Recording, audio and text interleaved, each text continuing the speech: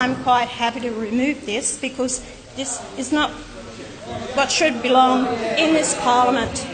My question is Point of order, Senator Wong. Waiting the question. Thank you. Senator Hanson, your question. To Senator Brandis, the Attorney-General. Senator Brandis, in light of our national security of this nation, will you work with the...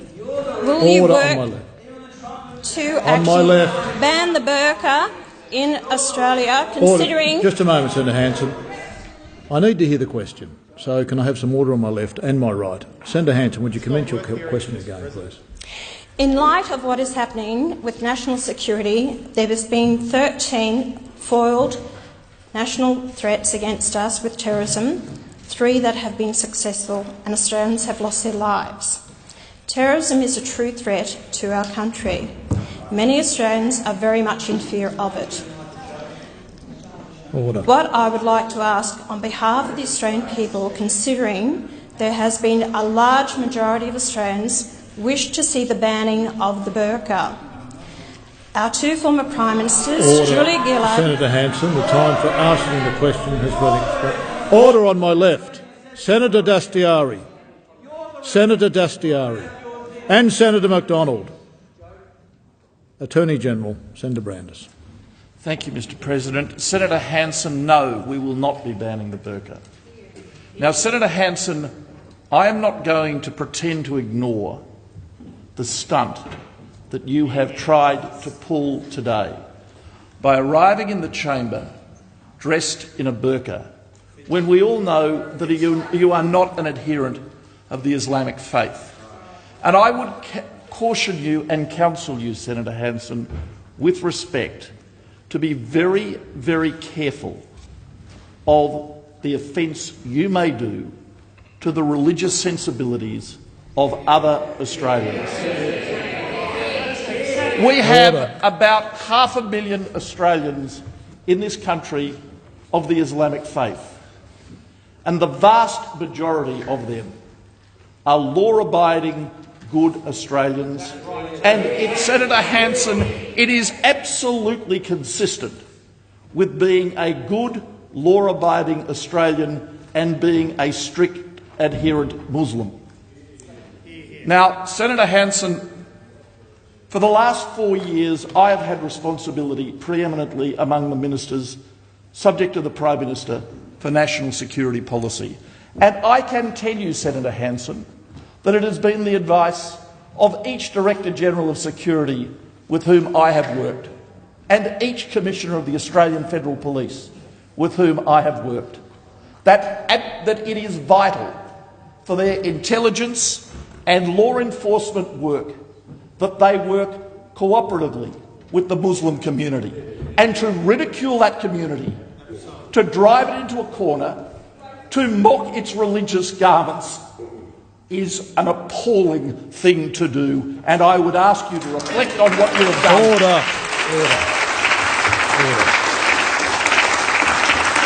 Order.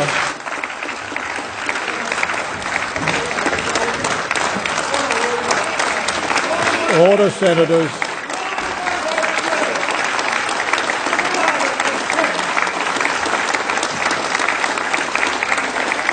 Senators on my left, please resume your seats. Senator Wong, on a point of order. If I could, by leave, make a very short statement. Is leave granted? I think the Senator Hanson-Young, are you objecting to leave? I'm not Senator Hanson-Young. Please Senator address Hanson, me. my apologies. Are you objecting to leave being granted? Yes, I am. Well, leave is not granted, Senator Wong. Senator Wong, leave is not being granted. A point of order, Senator Wong. Point of order. I make Senator a Hanson, point I'll listen to a point order. of order first. Point of order, Senator Wong. Thank you. My point of order is this. If I had the opportunity, I would move to congratulate the Leader of the Government on that statement. Well, and I make this point on behalf of all of us on this side of the chamber. It is one thing to wear religious dress as a sincere act of faith. It is another to wear it as a stunt here in the Senate chamber. Senator Wong. Senator Hanson, are you asking your supplementary question? My supplementary question is... Is the Attorney-General aware that the burqa is not a religious requirement at all?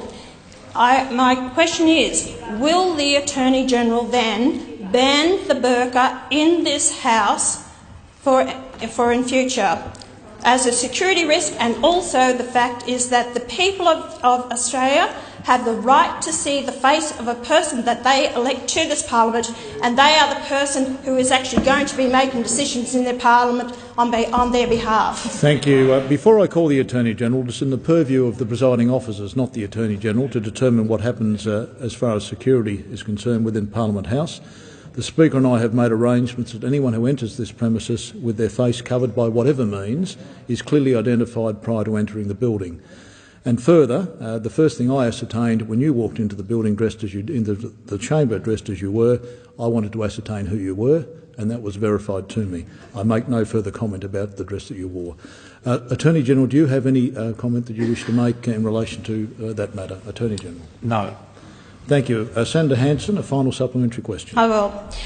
If a person who wears a balaclava or a helmet into a bank or any other buildings, or even on the floor of the court, they must be removed. Why is it not the same case for someone who is covering up their face and cannot be identified?